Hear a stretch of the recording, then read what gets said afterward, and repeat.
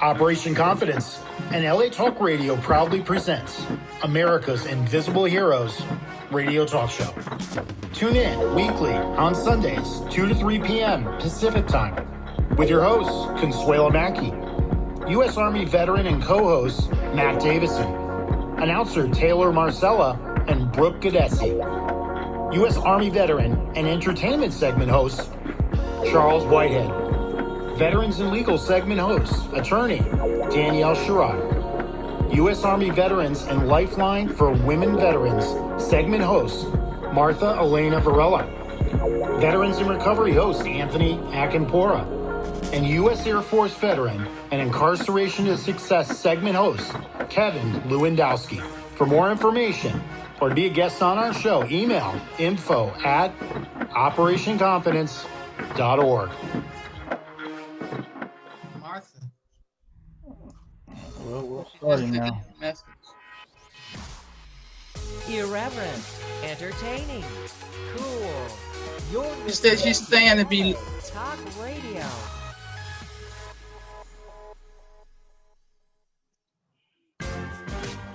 You're listening to Operation Confidence Radio Talk Show, America's Invisible Heroes, with Consuelo Mackey, only on LA Talk Radio.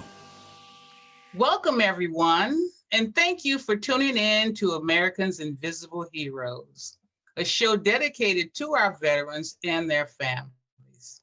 Yes, I'm your host, Consuelo Mackey, Executive Director of a grassroots nonprofit organization for veterans called Operation Confidence. For those who may be new to the show, American Invisible Heroes strives to provide a platform for veterans to be able to share their experiences, heartfelt stories, challenges, and accomplishments. Now, I'd like to introduce you to our wonderful co-host, Air Force veteran and Operation Confidence board member, Matt Davison, U.S. Army Reserve and board member, Charles Whitehead, and our announcer, board member, Brooke Gadesi, Taylor Marcellus, also a wonderful announcer and board member, and Martha Elaine Varela, Women's Veteran segment host entitled Lifeline for Women Vets. Good afternoon to you all and welcome LA Talk Radio listeners and viewers. Hello. Hello, everybody. Hi. Good afternoon. Hello, everyone. Great. I'd like to now turn it over to Matt. Okay. Today I want to talk about the Buddy Check program.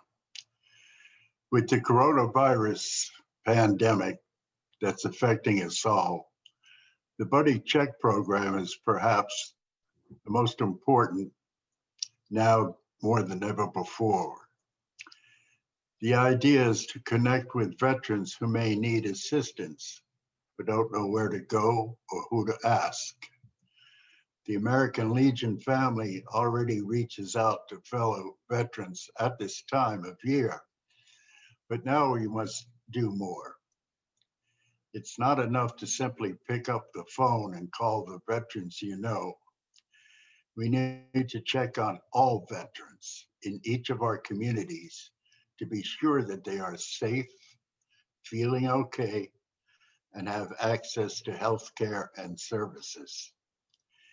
If we hear of someone in need, we can offer someone a ride, deliver groceries or supplies, and in short, be there for them. Some people won't ask for help. Encourage members of the veterans that you know to reach out to other veterans and offer assistance in your area. Please be particularly attentive to seniors, a population that is especially vulnerable to the harmful effects of this virus. The important part is to let the veterans in your community know that you care and can provide assistance. It's what we do for our battle buddies. Recently, I contacted an old veteran friend of mine just to check on him. And fortunately, he was doing okay.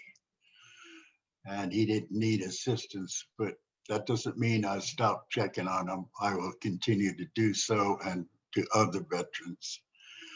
And I hope that all of you will do the same to the veterans that you know in your community. Thank you. That's wonderful. Thank you so much, Matt. Well, May is Asian Americans Heritage Month, and we will acknowledge their contribution to our American history on the show today. Take it away, Brooke. You got it, Connie. Asian American and Pacific Islander military and veteran history. Asian American and Pacific Islanders have been serving honorably in the United States military since the War of 1812. The first Asian American Pacific Islander to reach general officer rank was Brigadier General Albert Lyman, who was a Chinese and Hawaiian American, was commanding the general of the 32nd Army Division that fought in the light capital campaigns in the Philippines in World War II. The highest ranked AAPI, that stands for Asian American Pacific Islander, in the military was Eric Shinsky, who was a four-star general and the Army Chief of Staff. The first Medal of Honor recipient was to U.S. Army Private Jose Nisperos from the Philippine Scouts Unit for this action on September 24th, 1911. The one and only Medal of Honor awarded during peacetime on January 21st, 1915, was to Second Class Telesforo Trinidad. 21 of the 24 Medal of Honors recipients during World War II were Japanese Americans serving the 442nd Regimental Combat Team, or the 100th Infantry Battalion. During the Korean War, the first Native Hawaiian and Pacific Islanders, Private First Class Anthony T. Kahohanos and Private First Class Herbert K. Palau, were awarded the Medal of Honor for their actions on September 1st, 1951 and September 17th, 1951, respectively. 3 Asian Americans were awarded in Vietnam War Corporal Terry Kawamura, Staff Sergeant El Melindo Smith, and Sergeant First Class Rodney Yano. A total of 33 Asian American and Pacific Islanders have received this prestigious honor for their actions during war and peacetime.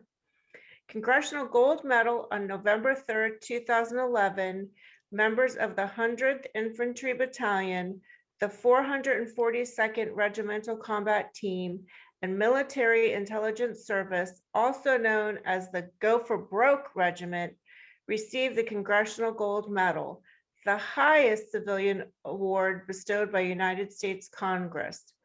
Women's veterans Maggie Gee and Hazel Ying Lee were one of first 2 Chinese Americans in the Women's Air Force Service pilots, also known as WASP.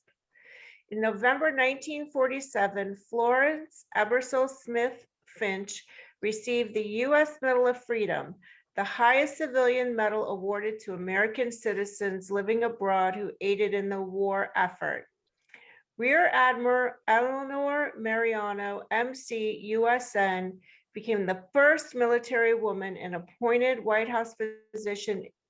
In 1944, was named the director of the White House Medical Unit and served as President William Clinton's personal physician. In 2000, she became the first female Filipino American Navy admiral. That's a lot to get out, but exciting stuff. That's wonderful. Thank you so much. That was great information. Now we want to turn it over to Taylor. Please introduce our next guest speaker. You got it, Connie.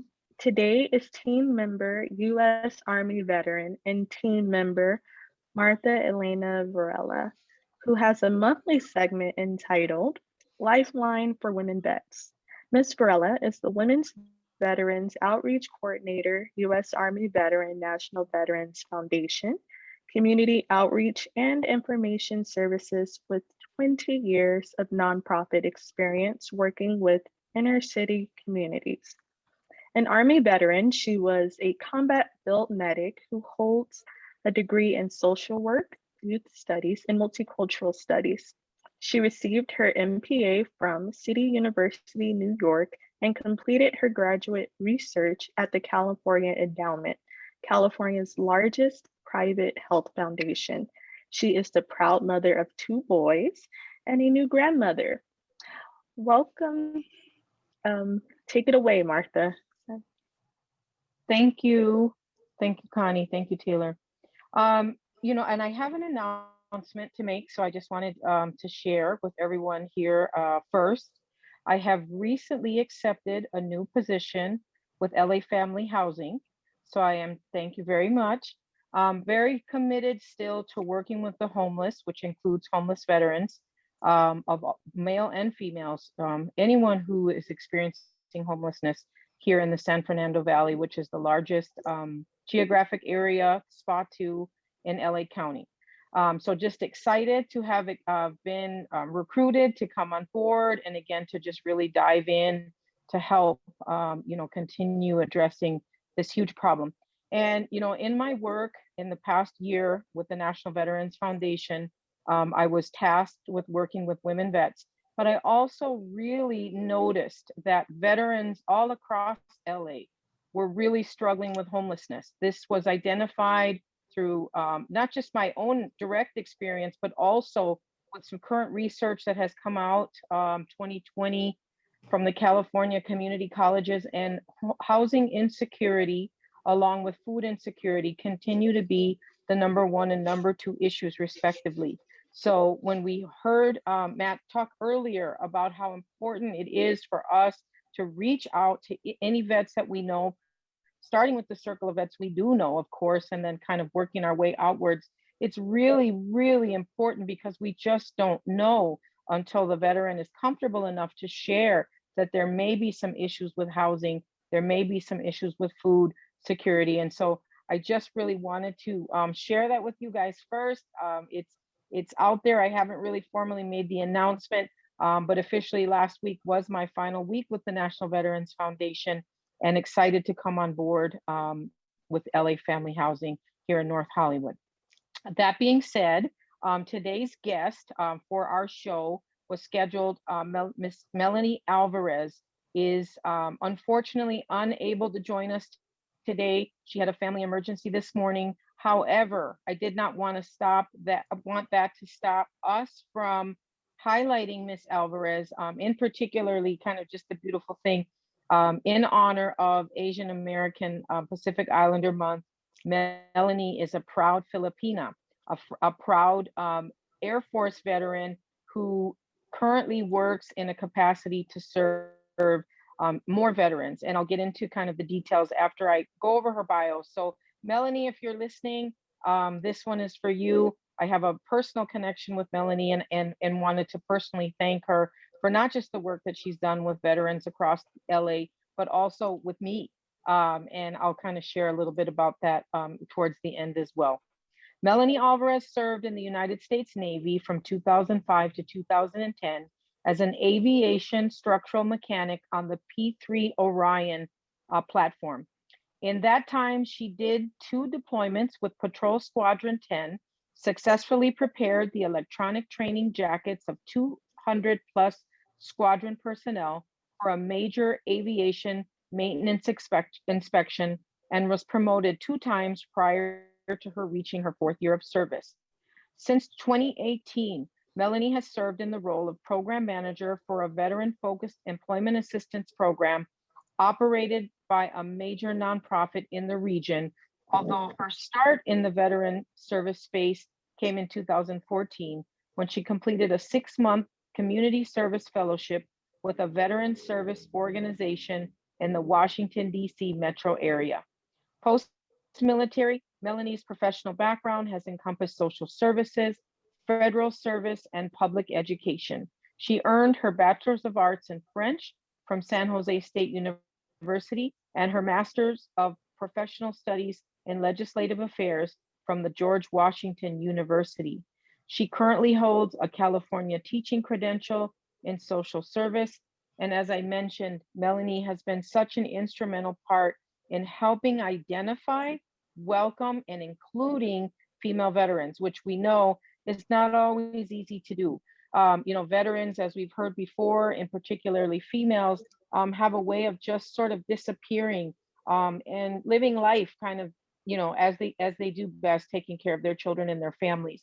Melanie has really made it a passion and a goal of hers as well to run this veteran employment program. And for any veterans that are out there, not just going through Melanie's organization, the Goodwill, but also large organizations across the country have this wonderful employment ready program, which is the helping the homeless veterans reintegration program, or HVRP, sometimes nicknamed helping veterans receive paychecks.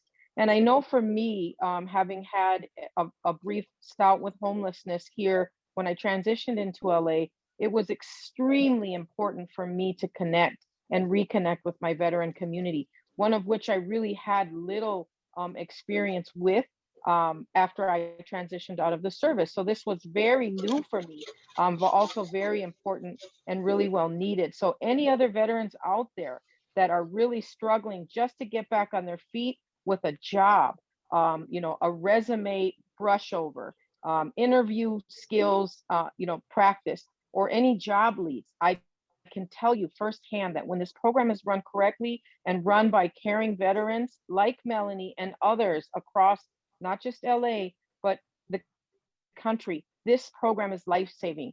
So for any vets that might be interested in learning more, you can Google the Homeless Veteran Reintegration Program. There's a list of grantees right within the website, and you can connect with this great program.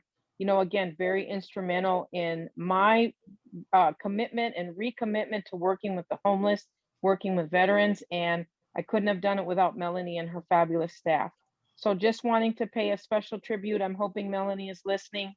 She knows how much I care about her, and I'm still very connected with the program. I did a video a year ago for their annual marketing efforts, their board efforts, and just continue to help in any way I can support their program, because I know firsthand how valuable, how important, and how well needed it is in the community.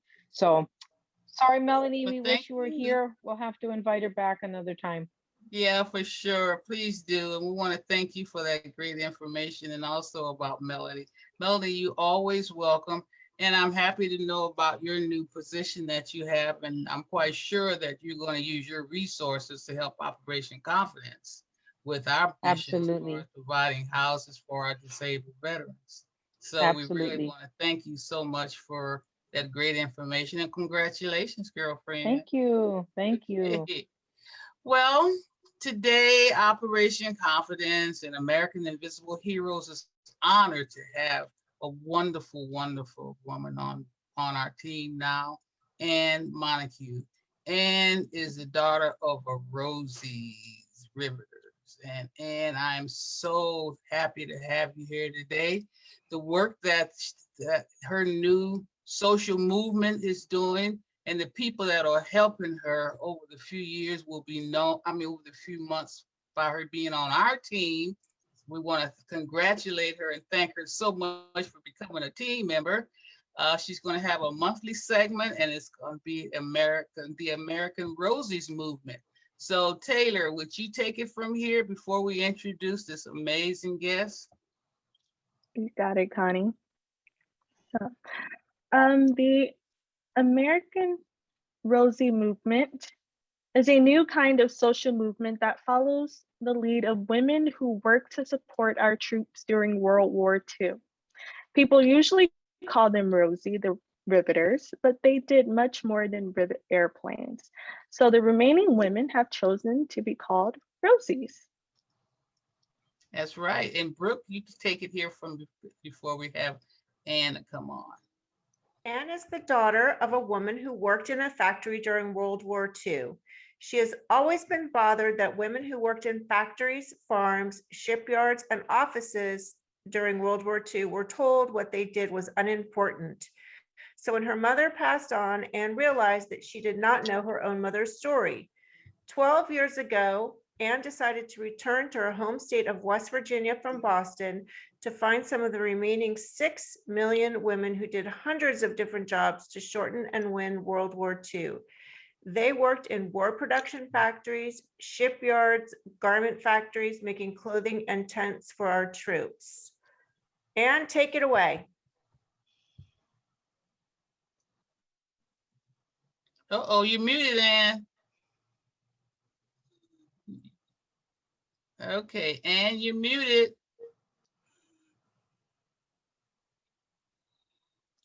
Wee-hoo. There you go. I'm sorry. There you go. I hardly recognize who you're introducing there, but thank you for so much. I really want to say that I'm very pleased for today, and I feel that not only is it deserved by the women, meaning the Rosie the Riveters who like to be called Rosies, but it's deserved by America. We go on in America about equality. We talk about people who contribute need to be and are essentially rewarded. But these women were so committed to their jobs, and their jobs were not even at that time considered to be that important. So when I started this project, I did the first interview in 2008 here in West Virginia. I came back from Boston where I was a consultant in technology transfer.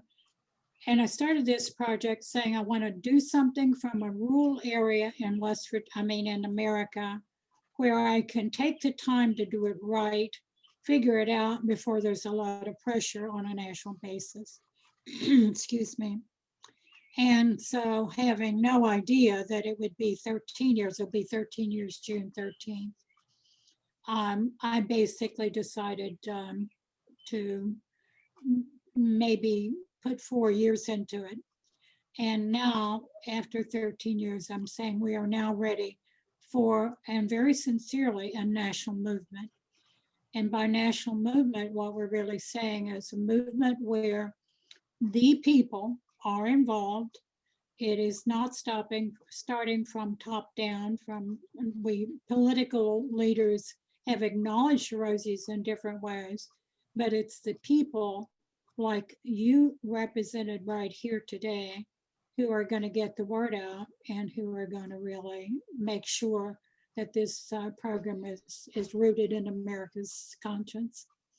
The thing that's probably most important about all of it is that instead of just doing interviews of the Rosies, which we started out doing, we found that the public didn't really still relate or know even about the interviews. So we started doing projects, and now we've done 18 projects around the country, mostly being tested here in West Virginia before we tried them elsewhere. And each project is one that can be replicated someplace else. So we're making it easy for people to be involved. And that's the people involvement that's going to push it. I do want to say that our mission, and thanks plain and simple, and that's the name of our organization, is to create projects that need to be done in America and do such a good job that the rest of the country will join in. And so 13 years, what I would never expected. The really sad thing, of course, is that the women are fading so fast now, and especially with COVID, we've lost a lot of the Rosies with COVID. The youngest Rosie that I know is 92 years old. Wow. So, you were going to ask me something, Connie? Yeah, Matt, you have a question for Ann? Yes, Ann, tell us how Rosies represent pulling together. What did they do, and why are they leading this movement that is different for many reasons, one of which is that Rosies are now at least 92 years old. I personally am delighted that some of America's oldest women have launched this very important social movement. Oh, thank you. I appreciate that. I think it's just quite a coup that through the women's movement, nobody thought to really include the oldest women. And now I believe we're going to have a social movement led by old women. To me, it's different, and to me, it's needed. But the way they pulled together was this. We in America, of course, knew about the war in Europe in 1939, but we didn't enter the war until late 1941. So in the meantime, the American government was gearing up just in case. Now, what happened as soon as the war was declared is the women were invited into the factories by all kinds of advertisement. They said it's the largest campaign to get people into the workforce in American history. So what happened was the women said, I want to do something. They kept saying that to me. I had to do something. I didn't want to stand idly by. So the way they pulled together was to work in factories and farms. They did lots and lots of work in offices that are still not recognized, and we're looking for office workers wherever we can find them. And so what they did, in other words, was every type of work that was necessary to be done to essentially establish the really high quality work through the war effort. So they did everything from rivet to whatever, welding, flying airplanes, all of the things that were named here a minute ago. But the pulling together had to do with the fact that they had such a commitment to doing high quality work, to do it in a cooperative spirit. And it was, in their view, to bring the boys home. But then they also realized that in order to bring the boys home, even though some women didn't like making war implements of war, they said, I did what I had to do. So they pulled together. And that's what we need to do in America today. And that's what the American Rosie Movement is about. Oh, that's great. Well, this is just so amazing. We're so happy to have you here today, Ann. And just real quick, so with all the interviews that you've done across America for the Roses, what is the one that stands out the most that you like? I don't know if I could answer that. So many, huh? There's so many. Actually, I think the important thing is that their personalities, it's just like in the military. Every personality is different. And even though you kind of lump them into, I myself thought that most military people were the same until I grew up and learned better. But they had this commonality of wanting to shorten and win the war, bring the boys home, but their personalities are so different. If I phrased the question slightly differently, I would say, give me an example of a Rosie who also nurtured an injured husband. So you realize that once the war was over, many of them had different roles, and one of the primary roles was take care of wounded veterans. So let me give you the story of Gladys Reese. Gladys is deceased now. Cutting you off. We have Gladys's pictures, don't we, Charles? Can you show that while she talks about Gladys? You're muted, Charles. There you go. There she is. Okay. Gladys grew up in a rural area of West Virginia called Fayette County. Of course, she could not go to integrated schools. So she drove 60 miles, or the bus drove 60 miles one way to get her into a school. She got through high school, and just as she got through high school, her high school teacher said to her, I'm going to Detroit to work in the factory. Will you go with me?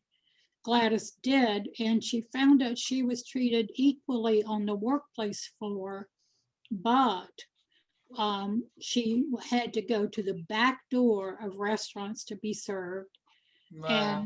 And she and a number of other African-American Rosies just decided, well, you know, they're right on the border of Canada. So they would not eat all day, and then they'd go into Canada by bus, and they were treated equally in Canada. But when she got back, she married a fellow who basically wanted to start a restaurant chain. She loved to cook, but part of her story is being essentially in the civil rights movement, making sure that the different stores and department stores and so forth would essentially serve them. Her little boy one time, Jimmy, was crying because he wanted to eat and they wouldn't serve them at a bar in Charleston, West Virginia, at a luncheon bar. And he raised such a fuss that she went and got a ping pong paddle with a little ball on it. I don't know what those were called at the time, but she gave him a spanking and told him he had to wait till he got home. And that always struck in my mind as, having to punish a child for wanting to have lunch because other people were having lunch. But she endured, and when she first came to us, she came to us through a foster child. His name is Richards, and he decided that we were not really inviting her, and came to us 2 or 3 times. And I said, really, she's not coming in, and we're trying so hard. So it turns out she was invited to a DAR meeting, and she still thought that the DAR was prejudiced against African Americans because of Marian Anderson. So when we finally figured it out, we got her into a DAR meeting, and from that point on, she was very, very, very helpful. And we honored her on Martin Luther King Day one day and so forth. So it's just one story, but to me, every story has that personal touch. And what's really missing from World War II history is that we don't have that much personal touch. We have stories of battles, we have stories of adventure. But when you think of the women, they were usually, and think of the movies that you've seen of World War II, the women were almost just objects. They really were not seen as significant figures in rearing children and loving families and essentially taking care of society, if you will. So I think there's a huge need for this project, and every story is different. That's really what I'm saying. Well, we're excited to have you on board, and you'll be able to come back and share more stories. And we had a couple of pictures that Charles was going to show before we move on. Did you have those 2 other pictures, Charles? You're muted, and you're the tech guy. There they are. Absolutely, right there. Okay. Did you see? I don't see them on my end. You don't? Nope. Oh, here. There you go. Okay. Can't see that. There we go. That is a factory that is a typical factory where essentially Ruth Edwards, whom we're going to be interviewing on May 30th, she knew Charles Yeager. She dated him, and she says she didn't date him, but he says she did, but whatever. Ruth worked in this factory. Now, she's not even 5 feet tall, and her job in this factory was to go from station to station to find out what they needed and to report back to the office so that every station was provided for. So it's a good example. It's a good example of how they work. Excuse me, sorry. I'm sorry, I was saying, can we move on to the park now? That's a Okay. wonderful story. It's just that I don't want to run out of time with you. Yeah. And we have a few more announcements before the show starts Right. to wind down. This is, we wanted to do projects that could be replicated across the country that would be relatively inexpensive. And this was one of the largest ones we did. So you can see it's not huge, but the women wanted to do a park. They chose this particular design because oval represents democracy. And this particular park was opened in 2012. So we're trying to encourage people around the country to have a Rosie the Riveter Park, and to make sure that while the Rosies are still living, that they give their opinions on what should be in that park, and maybe even help to choose the land. Oh, that's beautiful. Well, we're excited to have you on board, as I've mentioned before, and you're going to have more stories to share.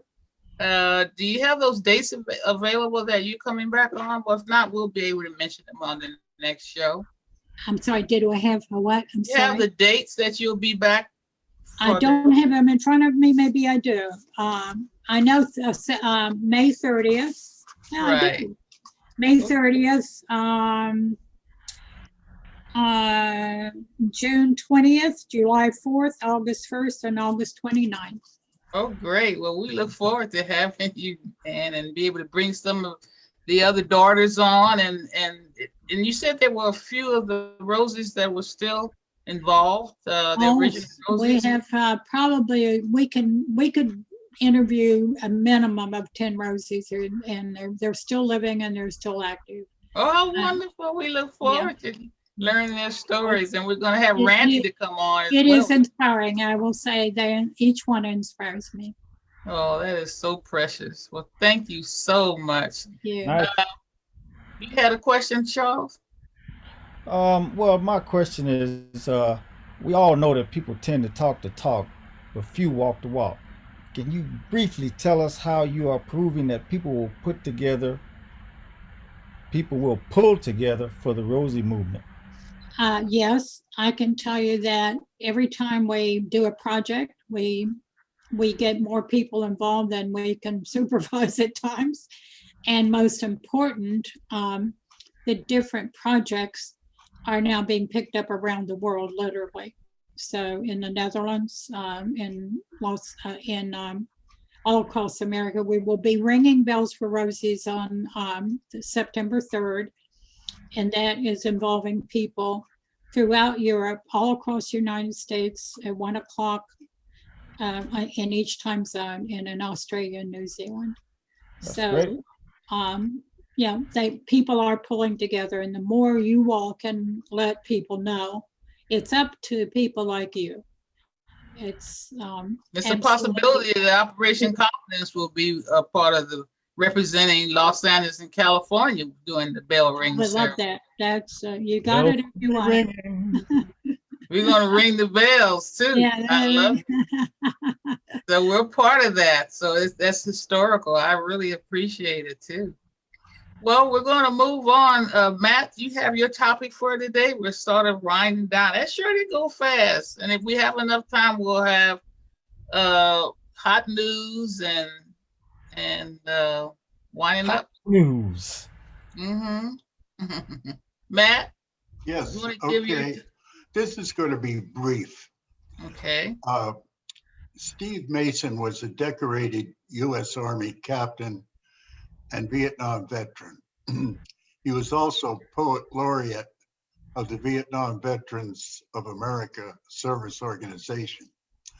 I met Steve at the VVA National Convention in St. Louis in 2003. Afterwards, we would send silly emails back and forth about two New York kids shooting aliens with their BB guns. But more than that, Steve was the most exceptional poet that I have ever read. Here's a brief excerpt from his book, Warriors for Peace. If there is a heaven, a lifetime before death, surely it is a simple place where men such as we who have earned the right to call each other brother, and women such as you who grace our lives would come and stand together in this common truth of our world and learn a human language in which we would speak of peace to the children who bless our lives. Fortunately, Steve, before he passed, had 3 books published.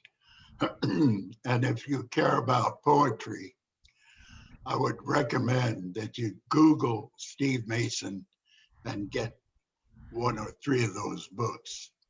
Steve Mason left this world at age 65, a victim of Agent Orange exposure. Wow. He is truly one of America's invisible heroes. Oh my, that's a wonderful story. Thank you so much. Come on, Charles, you got a little time to give us some hot news. Hot news. I mean, this is like the sun with hot sauce on it. Hot news. You know? So this is about the Veterans Advocacy Group of America. They are a 501c3 nonprofit organization based in Southern California. Their mission is to provide the information and resources that will assist returning veterans and military service members. VAGA, as we call it, has seen what is needed and understands that that our veterans deserve the best. Our veterans fought for our country, our safety, and our government, and now we must fight for them to ensure that they have excellent health benefits, job opportunities, career training, continued educational opportunities, and family assistance. The Veterans Program empowers those who have served our country with the opportunities to have a program that provides community housing, networking, and keep educational programs moving, and along with personalized, unprecedented leadership for change. They are dedicated to improving training and employment opportunities for vets and their families, committed to helping veterans and their families find safe, comfortable housing alternatives, and strive to be the connection point between the government agencies, local corporations, organizations, and our vets. Now they got two places, 2 locations. One of them is 1139 East Dominguez Street, Unit B, and that's Carson, like Johnny Carson. Here's Johnny, California, 90746. Phone number is 800-478-1927.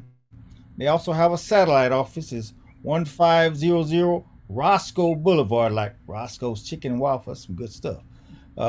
It's on the 4th floor, Suite 40. That's Panorama City, 91402. And so again, that's 1139 East Dominguez Street, Unit B in Carson, California, 90746. Phone number 800-478-1927. And the other is 1500 Roscoe Boulevard, 4th floor, Suite 40, Panorama City, California, 91402. You can email them also, tbarbour, BARBOUR, at vaga.us, or sbarbour, that's SBARBOUR, at vaga.us. There you go. And there's an info in case they can't remember that. There's an info at vaga.us. It's a lot of stuff. Okay. Listen, Martha, since we got a few more minutes, can you tell us who's coming on next week? Sure. So I wanted to ask if we were doing, because next week is Mother's Day. We're going to do a tribute to our mothers. Yes. So I was hoping to ask another powerful female veteran to come join us. I've got 2 that I have to confirm with because of Mother's Day. So I just wanted to make sure that we were still running on the same schedule. So I'll have to get back to you because we actually have 2 that are interested in coming aboard. So we'll have to make a decision and pick one. But I guarantee you that they are 2 very exciting, very strong, and very committed female vets. Oh, that's wonderful. We're excited to have But I them. did have another announcement while we have a second. Yeah, in lieu of please. Mother's Day for any female veterans that are in the SoCal area. The Foundation for Female Warriors, which is located, they have two offices. They have one in San Diego and they have one in North Hollywood. They are giving away Mother's Day baskets. And I will say that I had an opportunity to receive one yesterday. And what we kind of talked about last week with a couple of the girls being into fashion. This was the beautiful sweater that I received from them inside the Really? basket. Yes, along with some hygiene items, and they were really good ones from Bath and Body Works. And I was just stunned because I wasn't sure what was in store for me for Mother's Day weekend. But this very big bag and basket was definitely something that made me happy. So for any female veterans that are out there that are looking for a pick-me-up or a little something extra special for you this Mother's Day, please reach out. Google the Foundation for Female Warriors here in California and sign up to receive a basket. It's going through next week. So if you have anyone in the area that you know of that would be happy to receive a basket, please Google the Foundation for Women Warriors. How do they get the baskets to you? They deliver them or... So there is a pickup area in North Hollywood. So they will email you once they get your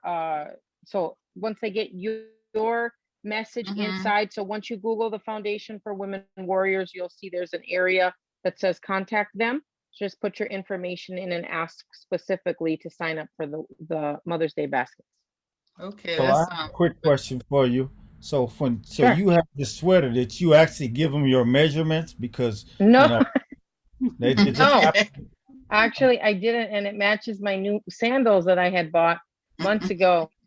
I'm waiting for the other gal to jump in with the fashion tips. No, but it's just a blessing, and sometimes that's what the little blessings There are, you go. right? We don't always know what we're gonna get, but when we do the right thing in life and try to help give back to others, these are some of the beautiful blessings. So yeah, I'm gleaming just because it was such a unexpected, and a lot of times I will go through and weed out some of the resources just to make sure that they're real and legit, and so I can put my stamp of approval on it. That's so cool.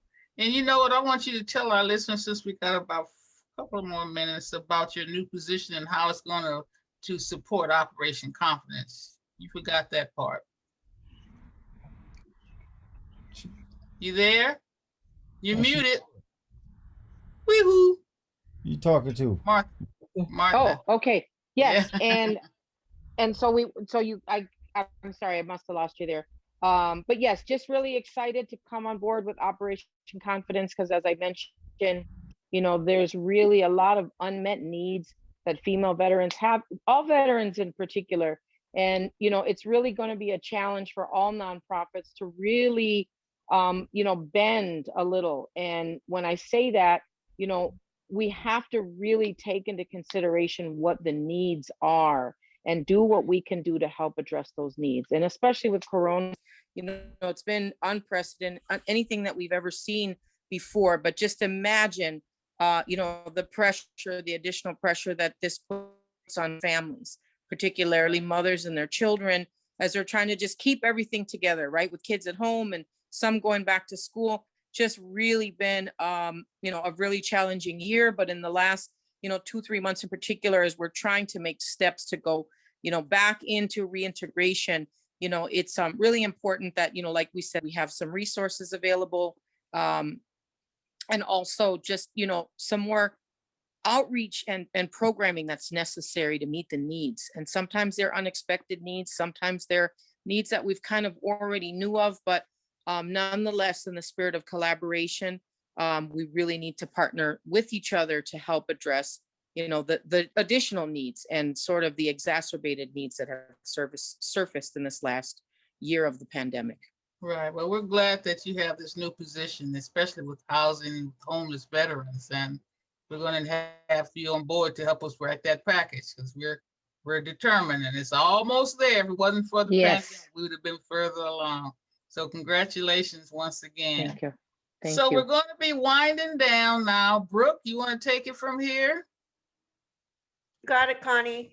Before Miss Connie closes, I would like to remind our listeners about our amazing advertisement rates. We have 10-second and 30-second advertisement slots available. Please email info@operationconfidence.org for more information.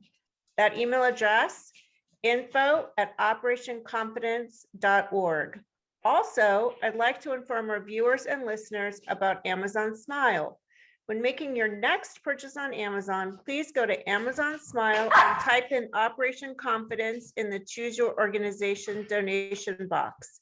Amazon will make a small donation to Operation Confidence. My dogs really want you to use Amazon Smile. All You're right. going to get me one too. I want one of those fur babies. And as always, before we wind down, we want to let our listeners know that Operation Confidence goals and our mission is to provide stable housing with a wide range of supportive services, including employment opportunities for veterans, especially those with a disability and have experienced homelessness. So if any of you out there in radio land or in Facebook land want to get involved with our grassroots efforts, please contact us at info@operationconfidence.org. Once again, info@operationconfidence.org. And also visit our website. We have an amazing resource page. Some outstanding resources on our website. So take a look at our website as well. So this concludes the show for today. Make sure you tune in next Sunday. That's Mother's Day for all the moms and the vet moms and grandmoms and all the moms and even you two dads. Tune in the next week for another American Invisible Heroes. And that's at 2 o'clock to around 2:50 or so Pacific Standard Time. Thank you and say goodbye, everyone. Bye now. Bye-bye. Bye. Thanks. See you next week. You're listening to Operation Confidence Radio Talk Show, America's Invisible Heroes, with Consuela Mackey, only on LA Talk Radio. Come on, Charles. Here we go. I love it. Bye.